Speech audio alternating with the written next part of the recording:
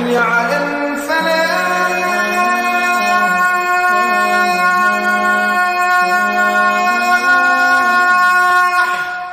اعوذ باللہ من الشیطان الرجیم، بسم اللہ الرحمن الرحیم۔ الصلاۃ والسلام علیک یا سیدی یا رسول اللہ وعلی آلک و اصحابک یا حبیب اللہ۔ ناظرین و سامعین، السلام علیکم ورحمۃ اللہ وبرکاتہ۔ آج 19 رمضان المبارک ہے۔ میں ہوں آپ کا میزبان اویس خالد۔ پروگرام حی علی الفلاح میں آپ کو خوش آمدید کہتے ہیں۔ کروڑہا شکر اس ذات باری تعالیٰ کا جو خالق کائنات ہے، اور کروڑہا درود پاک آقا کریم صلی اللہ علیہ وآلہ وسلم کی ذات اقدس پر جو وجہ تخلیق کائنات ہے۔ ناظرین، میرے ساتھ مل کر دوسرے عشرے کی دعا پڑھ لیجئے۔ استغفر اللہ ربی من کل ذنب و اتوب الیہ۔ اللہ تبارک و تعالی ہم سب کے صغیرہ کبیرہ گناہوں کو معاف فرمائے، آمین۔ ناظرین، پروگرام کا باقاعدہ آغاز تلاوت کلام پاک سے کرتے ہیں۔ میرے ساتھ موجود ہیں حافظ محمد ابو بکر قادری صاحب۔ آئیے ان سے تلاوت کلام پاک سماعت کرتے ہیں۔ اعوذ باللہ من الشیطان الرجیم،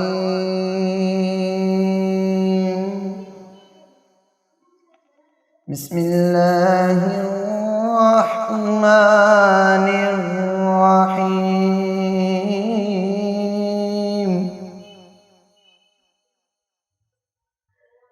أَلَمْ نَشْرَحْ لَكَ صَدْرَكَ وَوَضَعْنَا عَنكَ وِزْرَكَ الَّذِي أَنقَضَ ظَهْرَكَ وَرَفَعْنَا لَكَ ذِكْرَكَ فَإِنَّ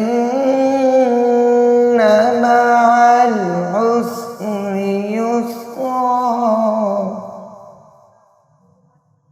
إِنَّ مَعَ الْعُسْرِ يُسْرًا فَإِذَا فرغت فانصب وإلى ربك فارغب۔ صدق اللہ العظیم۔ جزاک اللہ، ماشاءاللہ۔ یہ ناظرین، آپ حافظ محمد ابو بکر قادری صاحب سے تلاوت کلام پاک سماعت کر رہے تھے۔ آئیے اب نعت رسول مقبول صلی اللہ علیہ وآلہ وسلم سنتے ہیں۔ جی، میرے ساتھ آج پھر موجود ہیں محترم و مکرم شیخ طارق محمود قادری صاحب۔ بہت سینئر نعت خواں ہیں، ہمارے چونڈا کا فخر ہیں۔ آج پھر ہمارے پروگرام میں تشریف لائے ہیں۔ آئیے ان سے نعت رسول مقبول صلی اللہ علیہ وآلہ وسلم سنتے ہیں۔ صلی اللہ علیہ یا رسول اللہ، وسلم علیہ یا حبیب اللہ۔ عشق تیرا نہ اگر میرا مسیحا ہوتا، عشق تیرا نہ اگر میرا مسیحا ہوتا، میں بھی گمراہی کے ویرانوں میں کھویا ہوتا، میں بھی گمراہی کے ویرانوں میں کھویا ہوتا۔ تیری نسبت نے سنوارا ہے میرا انداز حیات، تیری نسبت نے سنوارا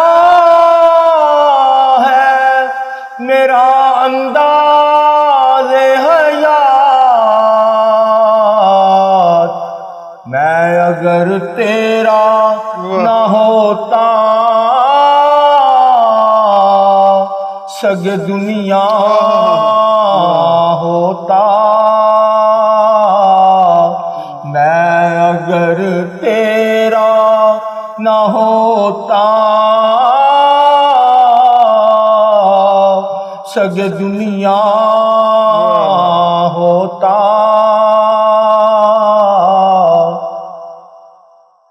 اور کوئے سرکار پہ ہوگا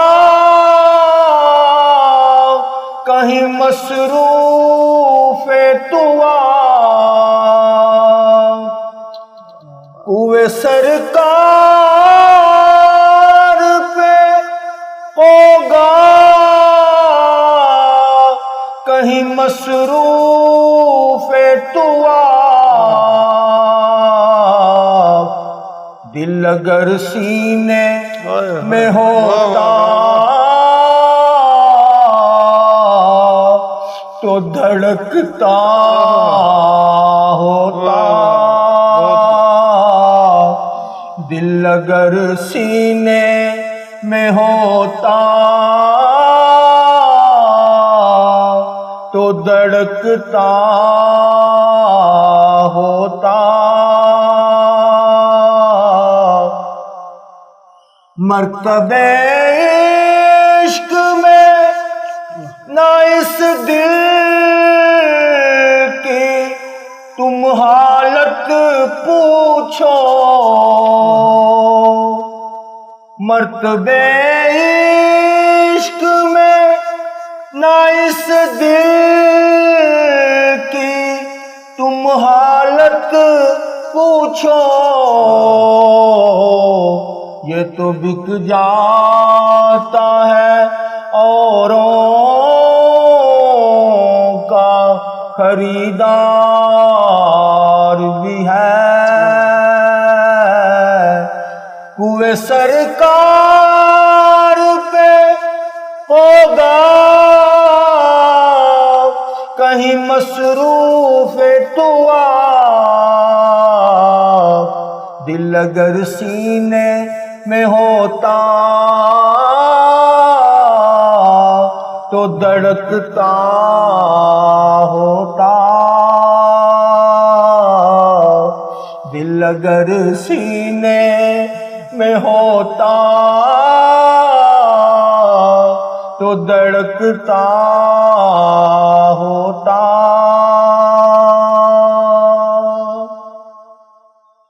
خاک ہوتا تو ہواؤں سے لپٹ کر اعظم، خاک ہوتا تو ہواؤں سے لپٹ کر اعظم، آستانہ شاہ لولاک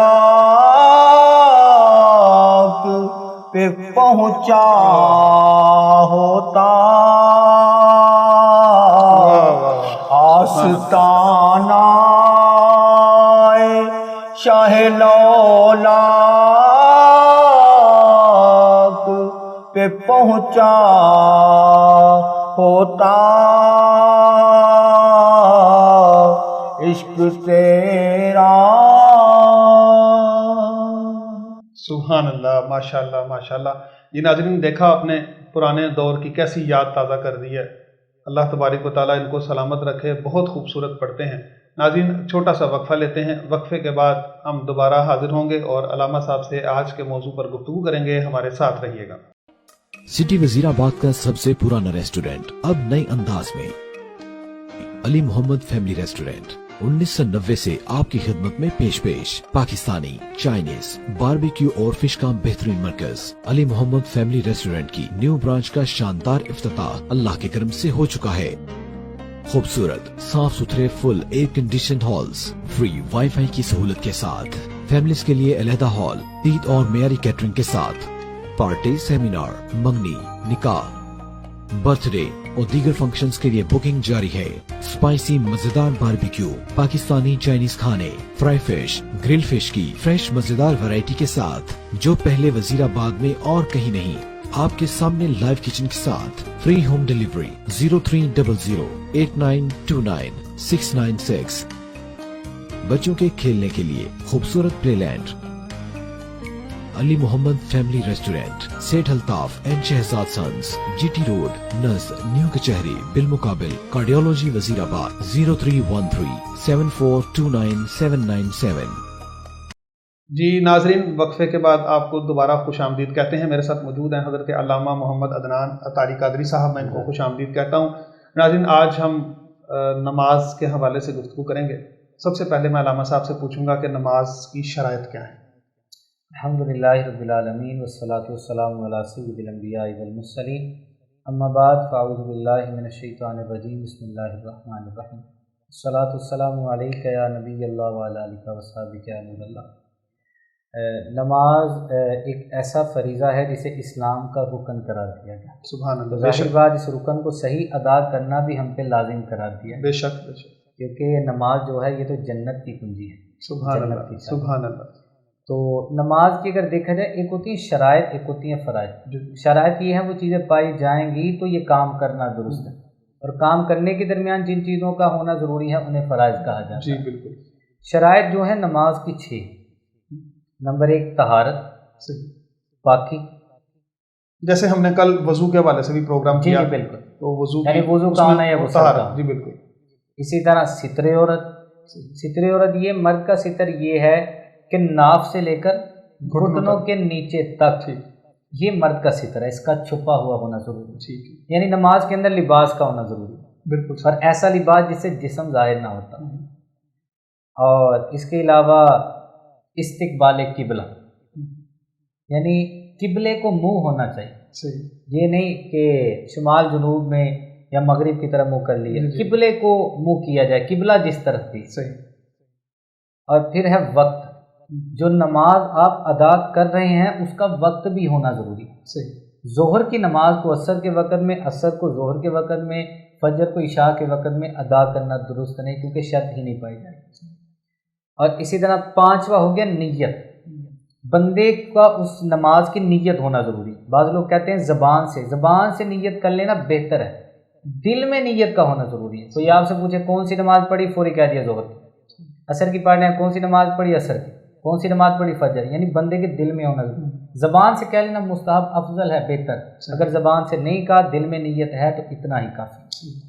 और आखिरी जो शर्त है वो ये तकबीर तहरीम, यानी नमाज को अल्लाह अकबर कह के शुरू करना।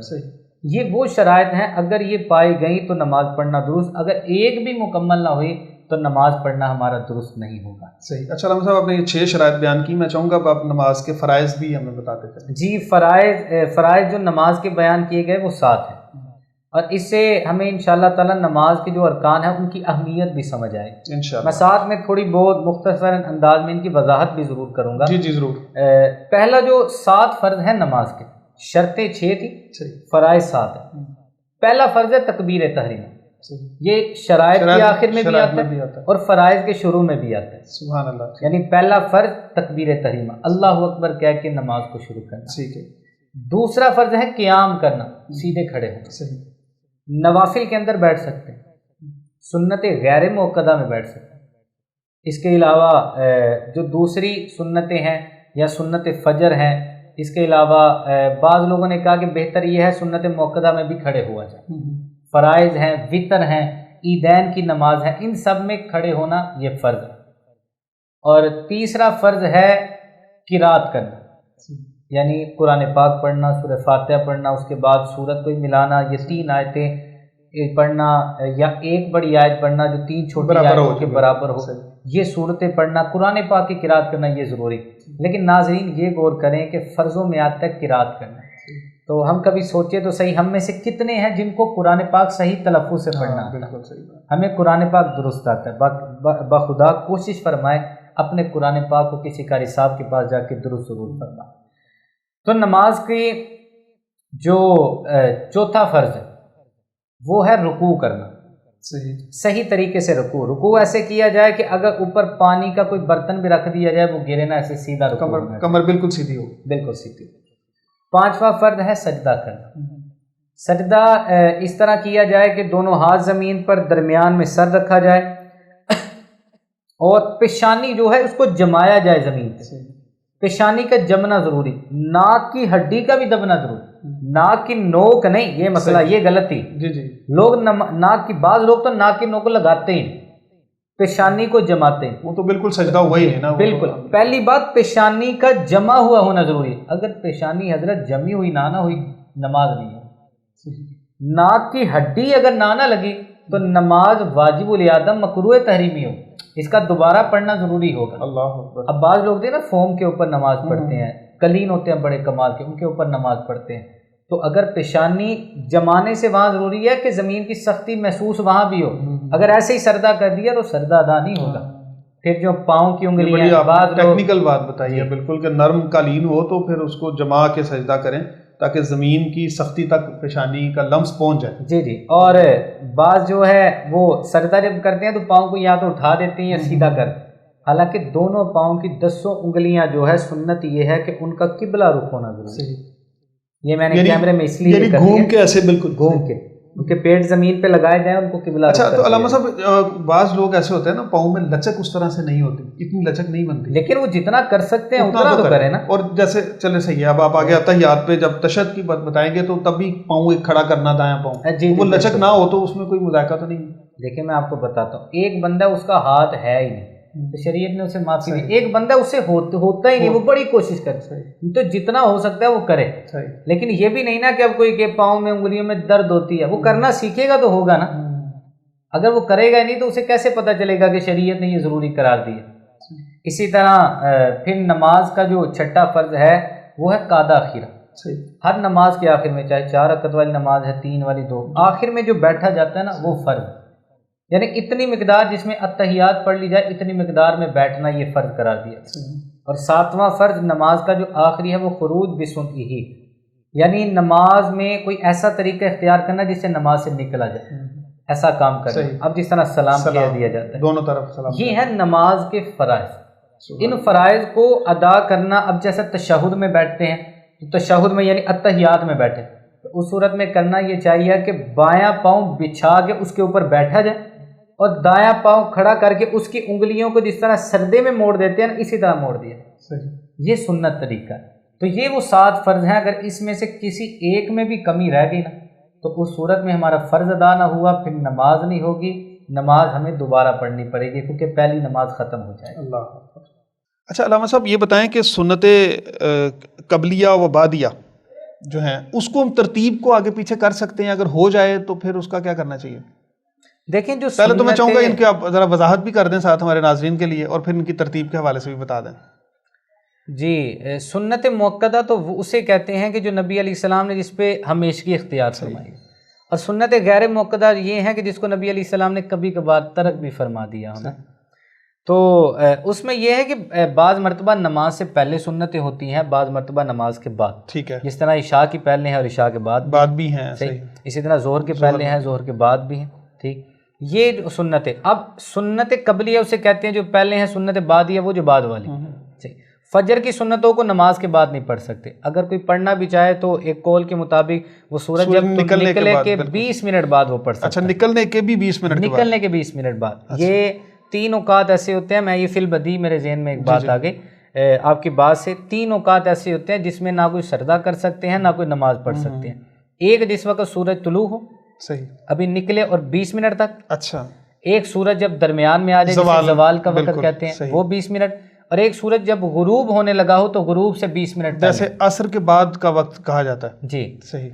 وہ عصر کے بعد کا وقت نہیں کہہ سکتے، سورج غروب ہونے کے 20 منٹ نہیں، لیکن ہم وہ نے تو عصر کے بعد کہا گیا نوافل نہیں پڑھ سکتے۔ اچھا فرض نماز ہم عصر کے بعد بھی پڑھ سکتے ہیں؟ فرض نماز کسی نے قضا نماز پڑھنی ہے وہ پڑھ سکتا ہے، اچھا وہ پڑھ سکتا ہے، اور غروب آفتاب سے 20 منٹ کا وقت کا ہم رکھ کے، یعنی جو نفل کا کہا گیا نا، نفل فجر کی نماز کے بعد نہیں پڑھ سکتے اور عصر کی نماز کے بعد پڑھنے کی ممانعت ہے۔ صحیح، تو یہ ہمارا موضوع کسی اور طرف چلا جائے گا۔ 3 اوقات ہم نے بیان کیے، تو سنت قبلیہ یعنی جس کو شریعت نے جہاں رکھا ہے وہیں پڑھنا افضل ہے۔ صحیح، اعلیٰ حضرت نے فتاوی رضویہ میں اس بات کو لکھا کہ اگر سنت قبلیہ ہے تو اس کا افضل وقت ہے اسے پہلے پڑھنا، ٹھیک ہے، بعد والی کو بعد پڑھنا، ان کو آگے پیچھے نہیں کر سکتے۔ اگر چھوٹ گئی پہلی تو بعد میں اس کو پڑھا جا سکتا ہے۔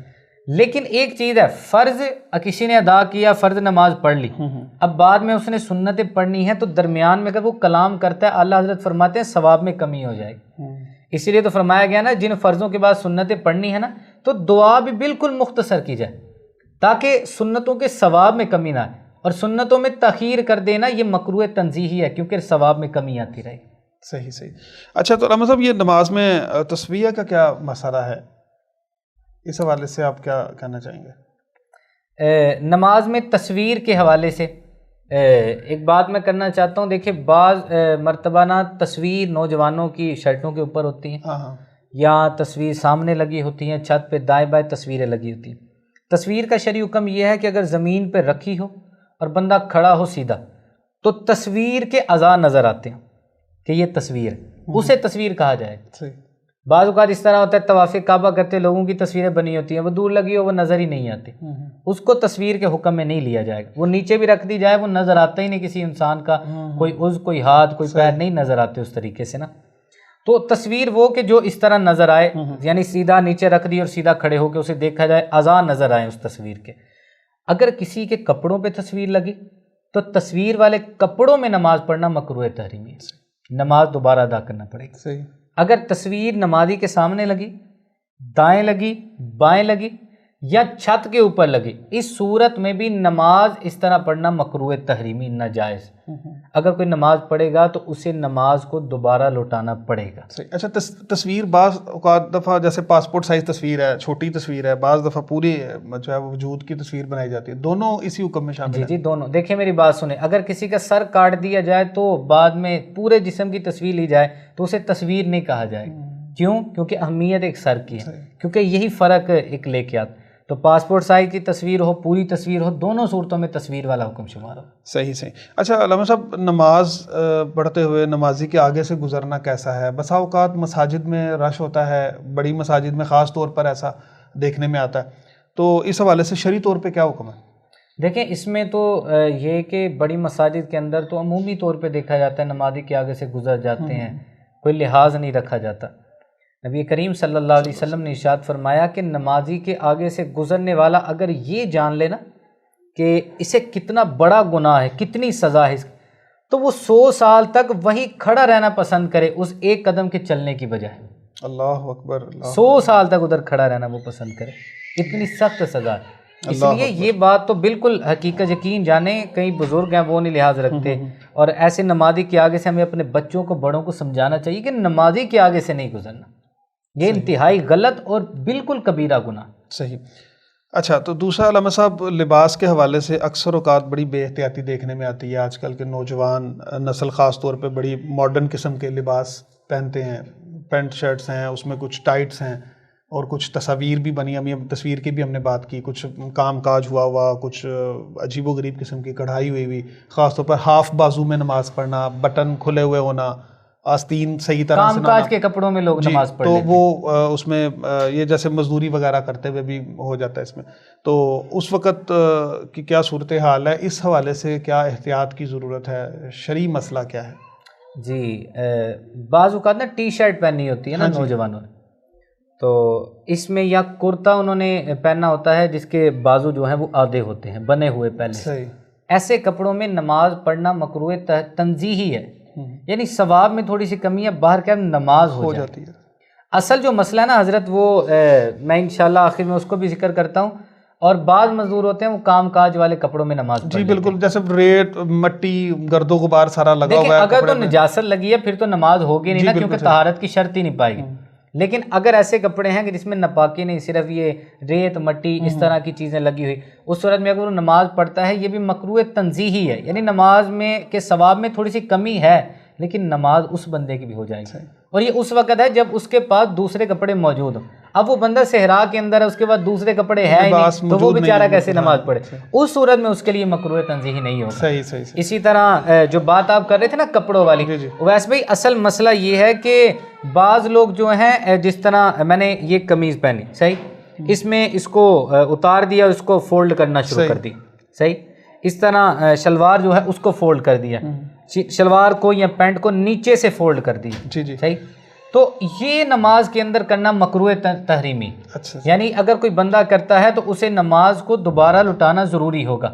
کس وجہ سے؟ وجہ یہ ہے، وجہ نبی علیہ السلام نے ارشاد فرمایا مجھے 7 ہڈیوں پر سجدہ کرنے کا حکم دیا گیا اور مجھے نماز میں کپڑا نہ لپیٹنے کا حکم دیا گیا۔ صحیح، تو یہ دیکھیں نا، یہ کپڑا لپیٹنا، بالکل۔ اور بعض لوگ سمجھتے ہیں کہ کپڑے کو اس طریقے سے لپیٹا جائے تو پھر نماز مکروہ ہوگی، اندر کو لپیٹا جائے تو خیر نہیں۔ حدیث کے اندر مطلق لفظ لپیٹنے کا حکم، اب وہ چاہے اس کو باہر کی طرف لپیٹے یا اندر کی طرف فولڈ کرے۔ عام طور پر کف فولڈ کر لیے جاتے ہیں جی، گرمیوں کے موسم میں بھی، یا ویسے تو یہ منع ہے یعنی نماز؟ جی بالکل بالکل، اس طرح جو ہے نماز مکروہ تحریمی ہوگی، اور یہ نہیں بھی کرنا چاہیے۔ عمومی طور پہ ٹخنوں سے اوپر کر کے شلوار یا جو پینٹ وغیرہ وہ اگر ٹخنوں سے اوپر ہو یہ سنت ہے، اور اگر کسی کی شلوار جو ہے وہ تکبر سے نہیں کرتا بلکہ اس کی شلوار ٹخنوں سے نیچے چلے گی نماز، تو یہ مکروہ تنزیہی ہوگا، نماز ہو جائے گی لیکن تھوڑی سی کمی آئے گی ثواب کے اندر، کیونکہ سنت کو اس نے چھوڑا۔ لیکن اگر وہ صرف ٹخنوں کو ظاہر کرنے کے لیے، سنت کو ادا کرنے کے لیے وہ کپڑوں کو فولڈ کر دیتا ہے، لپیٹ دیتا ہے، اس صورت میں اس کی نماز مکروہ تحریمی ہو جائے گی، یعنی یہ قریب بہ حرام، یعنی اسے نماز دوبارہ پڑھنا پڑے گی، کیونکہ نبی علیہ السلام نے اس سے منع فرمایا۔ تو یہ وہ مسائل ہیں جن کو ہمیں سمجھنا چاہیے، بالکل ہمیں پوچھنا چاہیے۔ میں ناظرین سے یہی گزارش ہے، میں یہ بھی کرنا چاہوں گا کہ ایک تو ہم کوشش کرتے رہتے ہیں کہ ہم کوئی سوالات لے کے آئیں ان کے لیے، مطلب ناظرین کے لیے، اگر آپ کے ذہن میں بھی کوئی ایسے سوالات ہو تو آپ ہم تک ضرور پہنچایا کریں تاکہ ان مسائل کا ہم حل تلاش کر سکیں۔ جی بہت شکریہ۔ جی ناظرین، علامہ صاحب کی آپ گفتگو سماعت کر رہے تھے، نماز کے حوالے سے آج ہم نے گفتگو کی۔ انشاءاللہ العزیز نماز کے حوالے سے کچھ اور مسائل لے کر ہم اگلے پروگرام میں بھی آپ کی خدمت میں حاضر ہوں گے۔ ناظرین، اس دعا کے ساتھ کہ اللہ تبارک و تعالی ہمارے تمام فوت شدگان کی بخشش و مغفرت فرمائے، اور جتنے بھی بیمار ہیں گھروں میں، ہسپتالوں میں، اللہ تبارک و تعالی ان کو صحت کاملہ و عاجلہ عطا فرمائے اور ہمیں اس بلا و وبا سے نجات عطا فرمائے، آمین۔ ناظرین، ایک چھوٹی سی گزارش کرتا چلوں کہ ہمارے یوٹیوب کے چینل سٹی 5 نیوز کو آپ ضرور سبسکرائب کریں، اور فیس بک پر سٹی 5 کے پیج کو بھی لائک ضرور کریں تاکہ ہمارے پروگرامز اور دیگر نشریات بھی آپ تک بر وقت پہنچ سکیں۔ کل تک کے لیے اجازت دیجیے، اللہ حافظ۔